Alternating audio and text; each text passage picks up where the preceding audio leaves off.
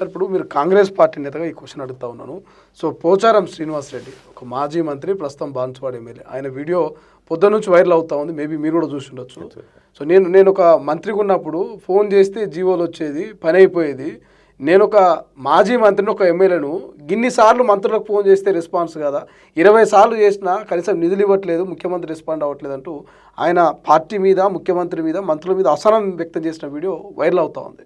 So ఏంది ఎట్లా చూస్తారు? నిజంగా మంత్రులు ఇక్కడ ఎమ్మెల్యేలకు ముఖ్యమంత్రి గ్యాప్ ఉందనిపిస్తుందా మీకు ఒక పార్టీ నేతగా? నేను ఏమంటున్నాను సార్ అంటే ఇవన్నీ సహజం. ఒక కుటుంబంలోనే చాలామందికి ఉంటాయి. ఒక కుటుంబంలో భార్య భర్తల మధ్యలో ఉంటాయి, పిల్లలకు తండ్రి మధ్య ఉంటుంది, పిల్లల తల్లి ద్వారా కొన్ని కాంప్రమైజ్ అవుతాయి, తండ్రి ద్వారా కొన్ని కాంప్రమైజ్ అవుతాయి. అమ్మాయి ఉందనుకో అవి అన్నీ కూడా తండ్రికి చెప్తుంది, అబ్బాయి ఉన్నాడనుకో మదర్కి చెప్తారు.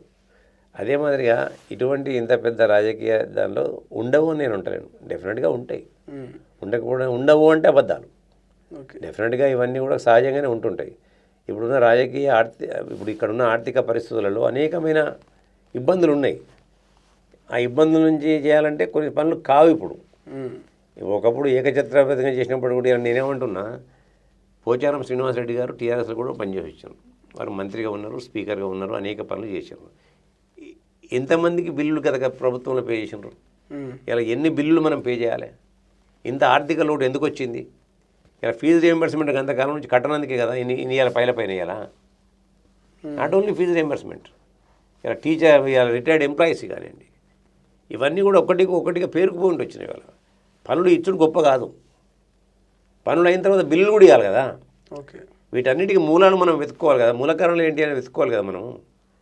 వాళ్ళ వారికి పనులు కాకపోవడం అనేది నేను చూడలే అటు వీడియోను, కానీ సహజంగానే చాలామందికి ఉంటుంది ఆ బాధ. ఇప్పుడు నాకు కూడా నేను ఒక కాన్స్టిట్యున్సీ ఇన్ఛార్జ్, నన్ను కూడా చాలామంది పనులు అడుగుతారు.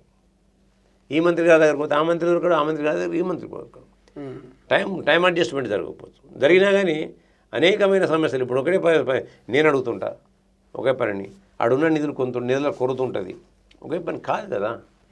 డెఫినెట్గా ఇంత పెద్ద ఆర్థిక వ్యవస్థ చిన్నాభిన్నమై ఉన్నప్పుడు కూడా యనమల రేవంత్ గారు ప్రజాపక్షాన్ని నిలబడి ప్రజా సంక్షేమం కొరకు, ప్రజాపాలన కొనసాగిస్తూ ఇలా అనేకమైన సంక్షేమ పథకాలను ఇవాళ ప్రజలకు అందించుకుంటూ వస్తుంది. ఇవాళ ఉచిత బస్సు ప్రయాణం నుంచి మొదలుకుంటే 2 లక్షల రూపాయల రుణమాఫీ కావచ్చు.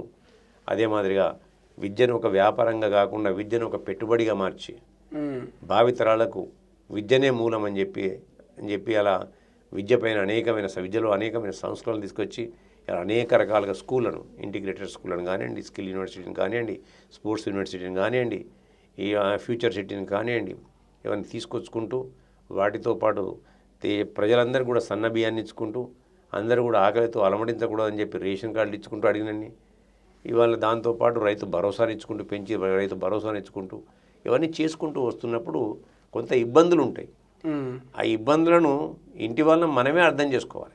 ఓకే, అసహనం అనేది తప్పకుండా వస్తుంది, వచ్చుండొచ్చు, కానీ అసహనాన్ని బయట పెట్టాల్సిన అవసరం లేదంటే అలాంటి పెద్దలు బయట పెట్టాల్సిన అవసరం లేదని నేను అలాంటి వాడంటే ఉండొచ్చు, ఎందుకంటే అనొచ్చు. కానీ వాళ్ళు అనేకమైన పదవులు అనుభవించారు. వారు కూడా ఆ పొజిషన్లో ఉన్నప్పుడు వారి దగ్గర కూడా అనేకమైన విజ్ఞప్తులు వచ్చి ఉంటాయి. అనేక సందర్భాల్లో అనేక మంది కలవడానికి వచ్చి ఉంటారు. వాళ్ళని మీరు కలవకపోవచ్చు, మీరు కూడా అన్ని పనులు మీ డిపార్ట్మెంట్లో అందరికీ అన్ని పనులు చేయకపోవచ్చు. ఇవన్నీ కూడా ఉంటాయి కదా.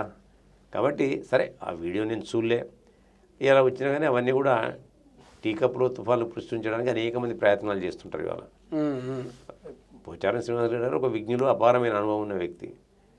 ఎందుకంటే జీవన్ రెడ్డి గారు ఒక మాట అన్నారు కాబట్టి, పోచారం శ్రీనివాసరెడ్డి గారు ఏం చేసిన వారికి ఇచ్చిన నాకు ఏదైనా మాట అన్నారు కాబట్టి దాన్ని తీసుకోవడానికి కొంతమంది కల్పితంగా కూడా ఇవాళ ఏఐలు వచ్చినాయి. కల్పితంగా కూడా వారిని సృష్టించి ఇలా అవినీతి అక్రమంగా సంపాదించిన సొమ్ములు ఉన్నాయి కదా, వాటితో సోషల్ మీడియాలో కానీ యూట్యూబ్లో కానీ మెయింటైన్ చేసే వాళ్ళు చాలామంది ఉన్నారు. ఆయన ఎక్కడ స్టేట్మెంట్ ఇచ్చిన పోచారం శ్రీనివాసరెడ్డి గారు, కానీ వీడియో వచ్చింది, ఆయన వీడియో అయితే బయటకు వచ్చింది. ఇవన్నీ ఇవాళ రేపు అవన్నీ కూడా ఏఐలు ఉన్నాయి, కొత్తగా వచ్చింది కదా. ఇవన్నీ కూడా వాళ్ళు కొంత కన్ఫ్యూజన్ క్రియేట్ చేయడానికి ప్రతిపక్షము లేకుంటే పడని పక్షము చేసే ఒక కుటిల ప్రయత్నం తప్ప రేవంత్ రెడ్డి గారితో ఎవరికి విభేదాలు ఉండవు. ఎందుకంటే ఆయన డౌన్ టు ఎర్త్ మ్యాన్. అలా అవసరం అనుకుంటే పోచారం శ్రీనివాసరెడ్డి ఇంటికి వస్తాను అన్న చెప్పి అంటాడు. ఆయనకున్న పనులలో కొంతమంది కలవకపోవచ్చు, సహజం అది. ఒక ముఖ్యమంత్రి గారు మునుపటి మాదిరి కలవాలంటే ఎవరిని కలవాడు. నేను అంతకుముందు చాలాసార్లు కలిసిటోండి. పీసీ ఎన్నుకున్నప్పుడు ఎప్పుడంటే అప్పుడు పోయి కలిసిటోండి. ఇప్పుడు ముఖ్యమంత్రి హోదాలో నేను కలవమంటే కలవలేను కదా. నేను కలవలేను, కానీ ఎమ్మెల్యేలు కలవగలుగుతారు. వాళ్ళు 10 సార్లు కలిస్తే నేను ఒకసారి కూడా కలవలేను. నాకు కూడా అసంతృప్తి ఉంటుంది, కానీ అసంతృప్తిని కూడా అర్థం చేసుకోవాలి కదా. అర్థం చేసుకున్నోడే నీకు అది ఉంటుంది తప్ప ఆయన పార్టీ వెలువిషారు అవుతాడు తప్ప అర్థం చేసుకుంటే సరే ప్రజలకు మేము చేయలేకపోతామని ఒక తపన ఉండొచ్చు. ప్రజలకు చేయాల్సిందే, కానీ దాన్ని బయట వ్యక్తీకరించాల్సిన అవసరం అయితే ఉండదని నేను భావిస్తున్నాను. సార్, ఫైనల్గా కల్వకుంట్ల కవిత ఈ నెల 25న పార్టీ పెట్టబోతున్నది, ఎజెండాను ప్రకటించబోతున్నది. సో ఆమెకు ఫండింగ్ ఇచ్చేదంతా కూడా ముఖ్యమంత్రి రేవంత్ రెడ్డి అంటూ ధర్మపురి అరవింద్ కామెంట్ చేశాడు. నిజంగా కవితకు కాంగ్రెస్ పార్టీ ముఖ్యమంత్రి రేవంత్ రెడ్డి ఫండింగ్ చేసేంత అవసరం ఉందంటారా? అటువంటి పరిస్థితి ఇప్పుడు తెలంగాణలో కనిపిస్తుందా? ఇప్పుడు చాలామంది దేశవ్యాప్తంగా అంటారు ఓవైసీకి ఫండింగ్ చేసేదంతా కూడా బీజేపీ అని. ముందుగా అరవింద్ గారు దానికి సమాధానం చెప్పండి వాళ్ళు. ఓకే, ఇవాళ బీజేపీ ఇప్పుడు రమేష్ గారు చెప్పారు, మీ పార్టీ ఎంపీ చెప్పిండు. కేటీఆర్ గారు అనేక సందర్భాల్లో వచ్చి బీఆర్ఎస్ మేము బీజేపీలో మెర్జ్ చేస్తామని చెప్పాను అని చెప్పి, వీటికి సమాధానం చెప్పండి అరవింద్ గారిని. కాంగ్రెస్ పార్టీని ఓడించడానికి ఓవైసీకి ఫండింగ్ చేస్తాను, ఒకవైపు సామధాన భేద దండోపాలను ఉపయోగిస్తూ ఓవైసీ గారిని ఎంఐఎం పార్టీని భారతదేశం అంతా కూడా పోటీలోకి దింపి వాళ్ళను బ్లాక్మెయిల్ చేస్తూ ఎప్పటికప్పుడు మీ పబ్బం గడుపుకుంటాను అనేది కూడా ప్రజలు చెప్తారు. వాటికి సమాధానం చెప్పండి. ఇలా పార్టీలు వస్తుంటాయి పోతుంటాయి. అరవింద్ గారు ఎవరికి మాకు శత్రువు కాదు, వ్యక్తిగతంగా బండి సంజయ్ గారి శత్రువు కాదు. పార్టీలు వేరుండొచ్చు, సిద్ధాంతాలు వేరుండొచ్చు. వ్యక్తిగతంగా అరవింద్ గారితో నేను పోతాను, మా అరవింద్ గారి ఇంటికి నేను పోతాను, నా ఇంటికి అరవింద్ గారు రావచ్చు, అవసరాన్ని బట్టి సందర్భాన్ని బట్టి.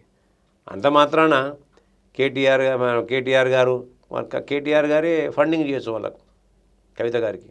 ఇలా బీజేపీ చేయొచ్చు, బీజేపీకి అవసరం ఉంది. ఇలా ఈ రాష్ట్రంలో కాంగ్రెస్ పార్టీ ఓటు బ్యాంకును చీల్చడానికి అన్ని రకాలుగా అన్ని శక్తులను ఉపయోగించే అవసరం బీజేపీ పార్టీకి ఉంది. ఓకే, వేరే పార్టీకి లేదు కదా ఇక్కడ. ఇలా ఆమెకున్న అవసరాల దృష్ట్యా, ఆమెకున్న ఈడీ కేసులో బోడీ కేసులో ఉన్నాయి కదా వీళ్ళు పెట్టినాయి అన్నీ, వాటి దృష్ట్యా ఆమెను ఒక కీలు బొమ్మగా వీళ్ళే వాడుకుంటారేమో. ఓకే, వీళ్ళే ఫండింగ్ చేసి, ఎందుకంటే ఓటుని చేర్చడానికి, అటు కాంగ్రెస్ పార్టీ ఓటుని చేర్చడానికి, ఇటు బీఆర్ఎస్ పార్టీ ఓటుని చేర్చడానికి, రాజకీయ లబ్ధి పొందడానికి ఇలా వాళ్ళు దేనికైనా నిష్ణాతులు, బీజేపీ పార్టీ కానీ వాళ్ళు. కాబట్టి ఈ వ్యవస్థలను ఏ విధంగా వాళ్ళ అవసరాలకు వాడుకుంటున్నారు అనేది దేశ ప్రజలందరూ కూడా తెలుసు.